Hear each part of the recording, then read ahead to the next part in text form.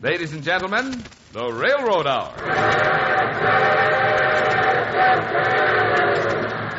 And here comes our star-studded show train.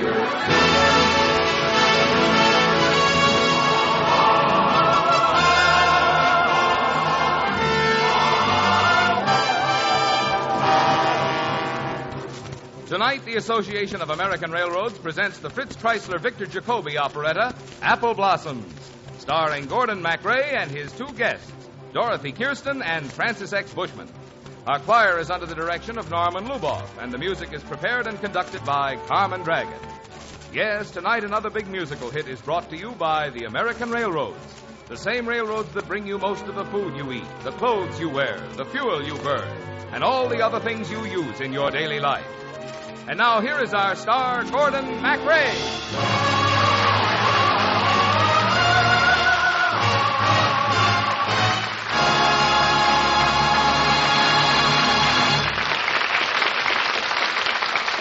Thank you, Marvin Miller, and good evening, ladies and gentlemen. Well, sir, tonight the lovely Metropolitan Opera soprano Dorothy Kirsten and Francis X. Bushman join me in the romantic operetta Apple Blossoms. As the curtain rises, you are the invited guests at a wedding just about to take place on a large Long Island estate.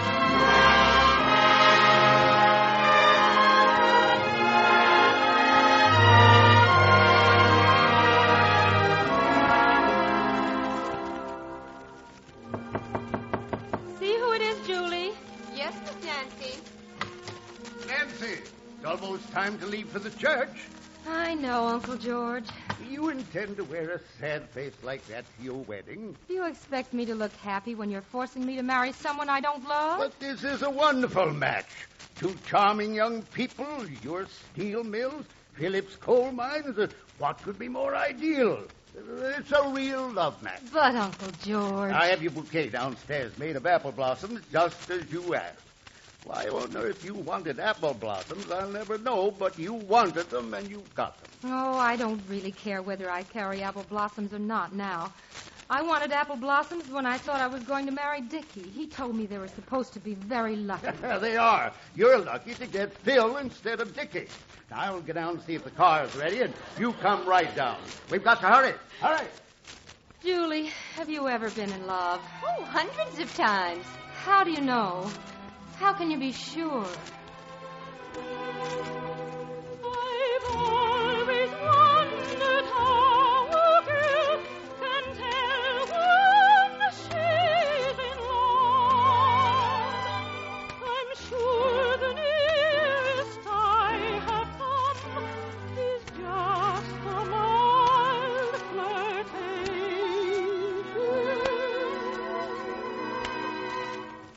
Am I in love? Can it be so? Every day I'm longing to know, for I still feel a thrill when I hear the name of one fellow. Who am I in love? How should I feel? Can I know when it's real? All the world knows so well, yet there's none who can tell. All the world knows so well, yet there's none who can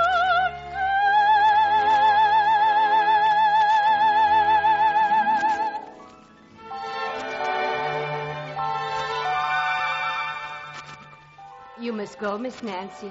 It would never do to be late for your wedding. No, it would never do to be late for my wedding.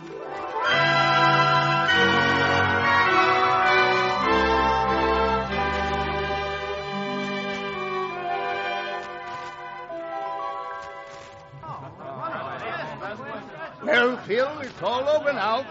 You're so right, Uncle George. You signed me to a lifetime sentence. How does it feel to be a married man? Well, it's a little early to tell, isn't it? Huh? But as far as I'm concerned, it isn't going to make too much difference. Just what do you mean by that? Well, you see, Uncle George, it's like this. Oh, where is the man who is glad to bow to the plan that he give up all of his life to his wife from his wedding day? Why should he try when he can forget with a sigh all his old loves? Ask any man for the truth and he will say, I love the girls just the same. And being wed cannot kill the flame. There is the same old charm invitation with a maid half afraid. And when she looks at me with a smile, I know it's girls make life worth the while.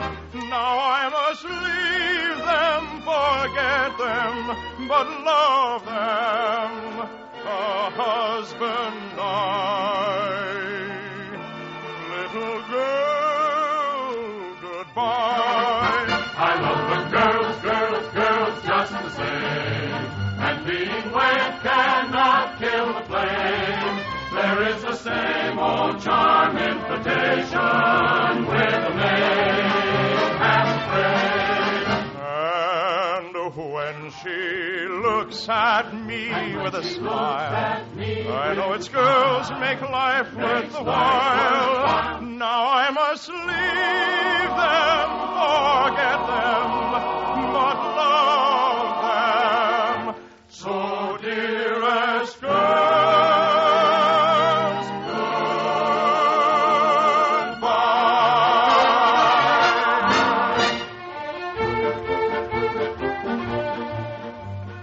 Nonsense, my boy. I'm sure you and Nancy will be very happy. Oh, now, Uncle, you think you can be happy when you're married to one girl and in love with another? Hello, Uncle George. Hello, Phil. Well, I think I'll go in the other room, see what all those charming young people are up to myself. Certainly was a lovely wedding. I suppose we should join the others, too. After all, it's our wedding party, and we ought to try to enjoy it. Nancy, why did you marry me? Uncle George said it was my duty. And, oh, he gave me a lot of reasons. Why'd you marry me? Well, most of the same reasons. Except Uncle George had an extra gimmick where I was concerned. He's my guardian. He threatened to have me disinherited. Isn't it awful to be rich? Poor people can marry the people they're in love with. Were you in love with someone, too? Well, frankly, yes. A boy named Dickie Stewart. We were engaged. Were you in love, too? Very charming young widow named Ann Merton. Well, why didn't you marry her? Uncle George says she wasn't eligible. No. Didn't have any steel mills. Dickie Stewart didn't have any coal mines. I know what you mean. Is he attractive? Oh, very. How about her? Beauty. Real beauty. Well, I certainly wouldn't want to come between you. Oh, no. Well, I don't want to come between you and Stewart, either. Of course, it won't make any difference to me if you want to go on seeing her. It won't? No. Well, I'll say that's doggone broad-minded of you. You go ahead and see him if you want to. After all, I don't want you to feel that you're being trapped or anything. You're perfectly free to do as you please. Oh, thanks. And so are you. Free as the bird in the air, flying with never care. Wandering about like the evening breeze through the trees where we please. Follow our whims while we move. In the happiest way.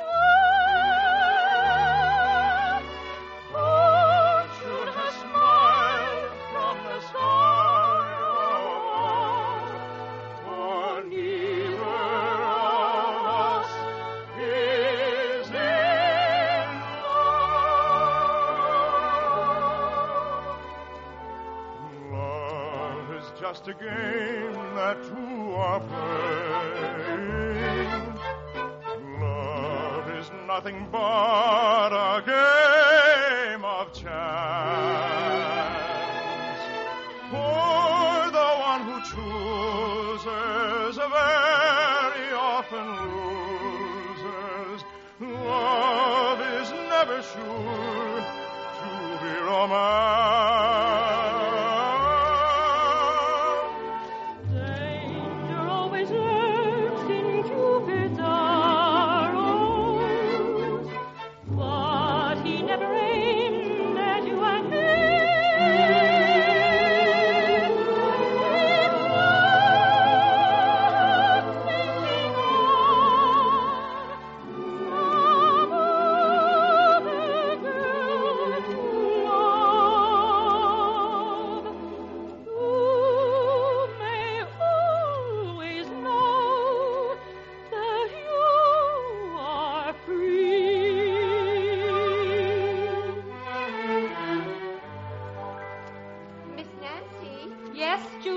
Mr. Stewart is inside with the guests. Well, you'd better go right in. And Mrs. Merton is asking for you, Mr. Campbell. Well, seems that both our fiancés are here. Shall we join them? By all means.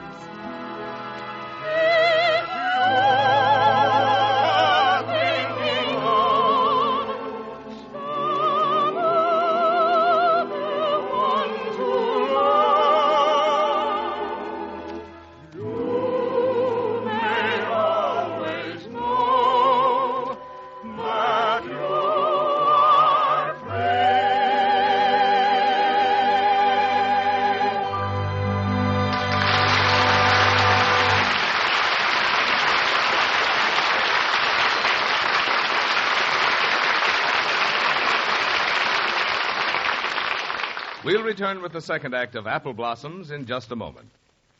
Did you ever see a defense plant on wheels? Well, that's exactly what you do see every time you watch a freight train go by. For railroad transportation is an essential part of all defense industry.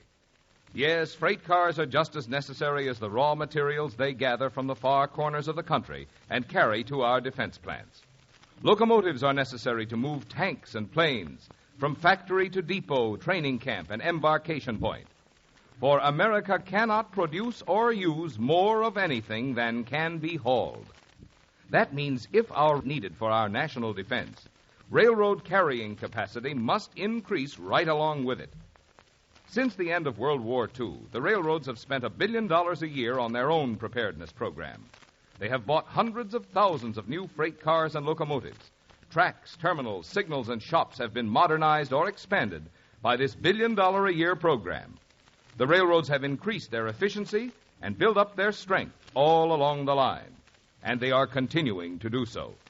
For example, the railroads now have on order more than 154,000 new freight cars, enough to keep the car builders at full capacity for the next 15 months.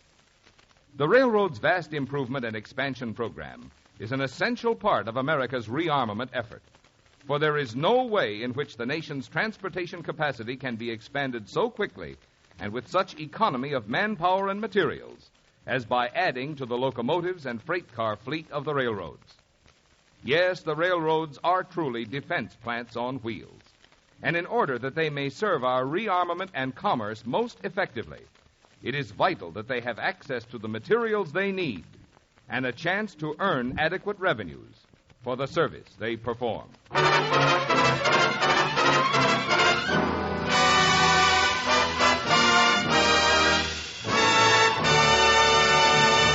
And now here is the second act of Apple Blossoms, starring Gordon MacRae and his guest star, Miss Dorothy Kirsten.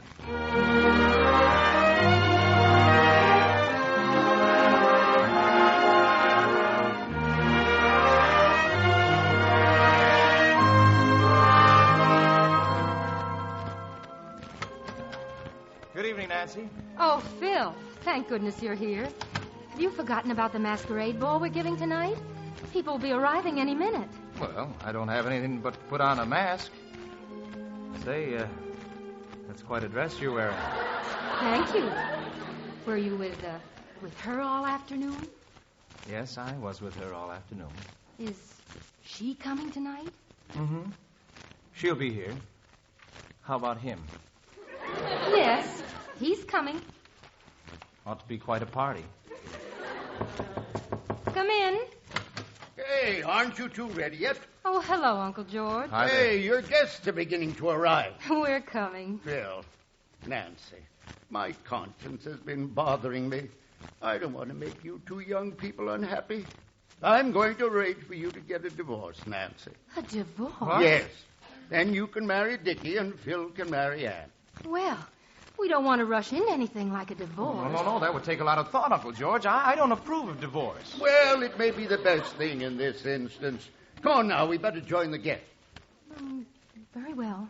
You know, Uncle George, you seem to think that Dickie's the great love in my life. Well, that's what you gave me to understand a few weeks ago. Oh, I was a child then.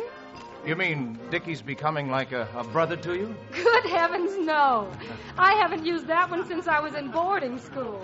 Boarding school? What went on in that boarding school? Well, whenever a boy came to visit us, we had to pretend he was our brother. Remember, girls, how many brothers we had in boarding school?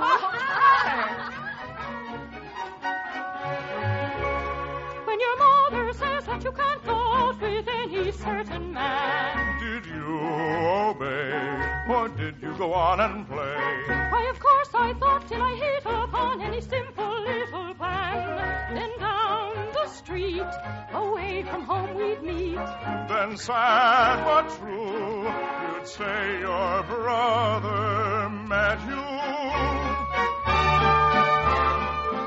There are hundreds of brothers who'd look strange to their mother.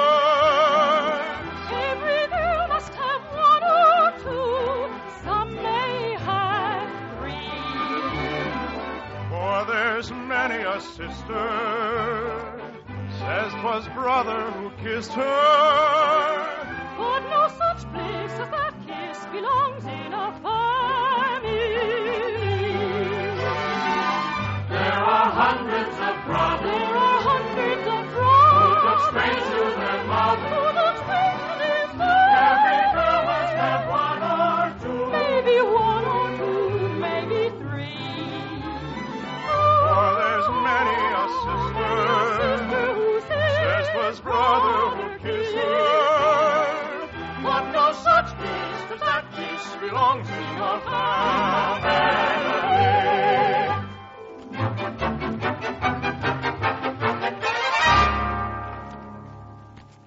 Nancy, what are you doing out here on the balcony? Uncle George, something terrible's happened. What? I've fallen in love with my husband. Well, that's wonderful. But he isn't in love with me. Huh? He's in love with that hideously attractive widow that he's following around there. See? Through that glass. There he is. With all those young men in masks, I can't tell one from the other. Oh, Uncle George, remember when you gave the masquerade ball a few years ago? I went as a Spanish senorita and Phil was a toreador. We danced together all that evening. Many years ago at a masquerade, sang a Spanish lover serenade. When I heard him sing, I knew I loved him true, but quickly I forgot, as all fair maidens do, the song to his maid, his love to be, and this is the song he sang to me. Oh, love, a star shine down on a beautiful maid. Hark to the strains of my glad serenade. Bring her many lovers to woo her.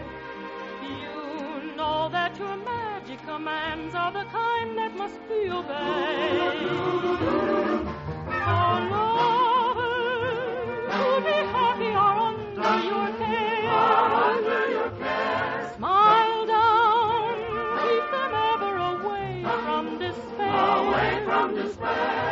if you do, they will always remain true. As all of the world we've been told loves a lover, they all love you. Oh, star of love, way up in the sky, banish all sadness. Make that merry twinkle in your eye fill us with gladness. Up in the heavens above, send out your message of love for all our happiest days. We owe to you.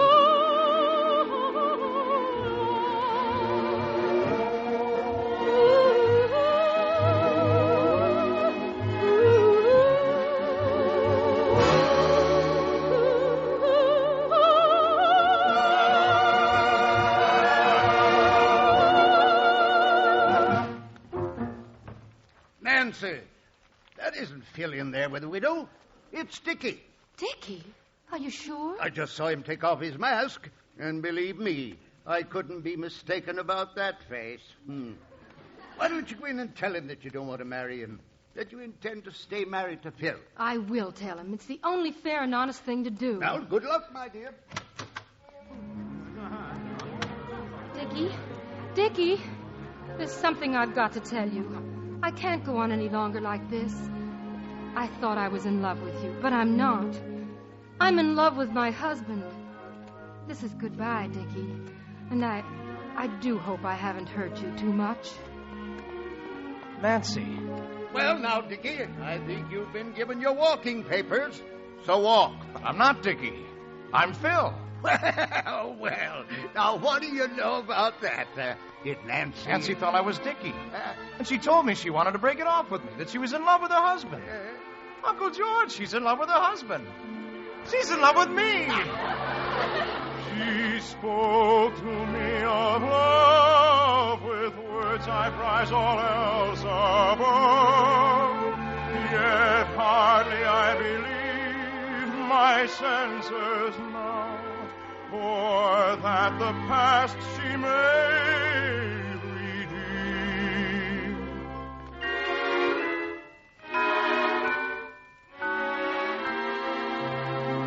I stand as in a dream. I'm in love with the one girl for me. I'm as happy as man e'er could be. She's divine, she's mine. Now at last I discover that I am her lover. There's nothing can keep us apart, for I know she's the girl of my heart. Now I'll quickly forget all the others I've known, for the girl that I love alone, with a girl that I love for my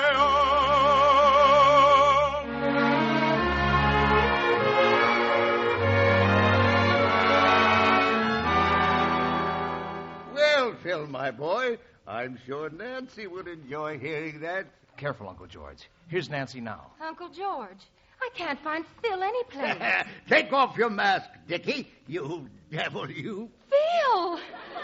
Nancy, darling. Oh, Phil, was it you I just spoke to? Yes, darling, it was. Why didn't you say so? You never gave me a chance. And I was very glad you didn't when I heard you say you were in love with your husband. Because by a very strange coincidence, I happen to be madly in love with my wife.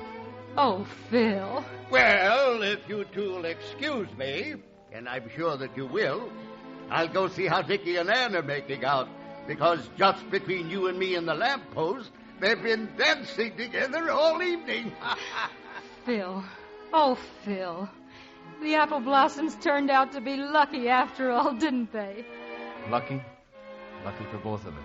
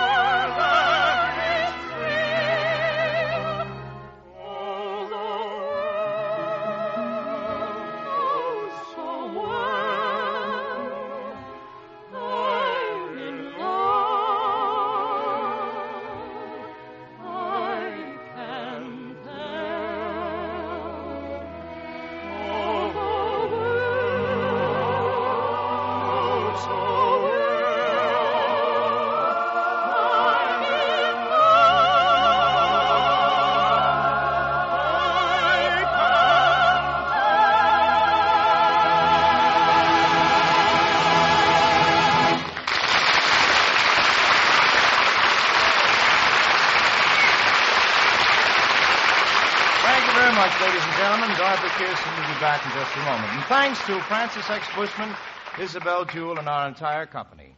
Apple Blossoms, with book and lyrics by William Lee Barron, and music by Fritz Kreisler and Victor Jacobi, was adapted for radio by Gene Holloway.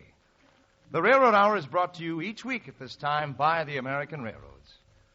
Today, as America's rearmament program gains momentum, the need for railroad transportation increases. To meet that demand, the railroads are energetically working to improve and expand every part of their operation. Again this year, just as they have for the past 5 years, the railroads are spending another $1 billion of their own money toward the end that there will be no limit or delay in the movement of the men and material required for our national defense. And now here again is lovely Dorothy Kirsten. Dorothy, thanks for a wonderful performance in Apple Blossoms. You know, there's no one we'd rather have around here in the springtime, or as a matter of fact, any time. Thank you, Gordon. But you know, I did this show with you last spring, too, and I've been wondering whether those apple trees don't ever bear fruit. Oh, sure. A couple of years later, Phil and Nancy have a son, and they name him Jonathan, and they live in a rainy climate. So they all wear Macintoshes. Oh! My northern spies tell me that next week on the Railroad Hour, you're doing the fortune teller with Nadine Connor as your guest. Think of an answer for that, you big apple polisher. Well, Dorothy, you've got me there. You're right about the fortune teller, and we hope all our friends will be listening. And the only other thing that I can say is that you were delicious tonight. Wow! Good night, Dottie. All aboard! Well, dear friends, it looks as though we're ready to pull out, and so until next week, this is Gordon MacRae saying goodbye.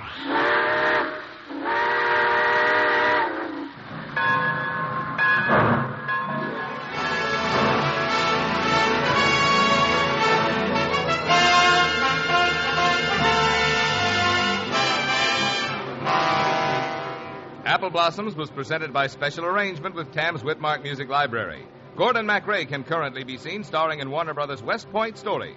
Our choir is under the direction of Norman Luboff, and our music is prepared and conducted by Carmen Dragon. This is Marvin Miller saying goodbye until next week for the American Railroads. Now stay tuned for your Monday night of music on NBC. Hear Eleanor Stieber on The Voice of Firestone. It's on NBC.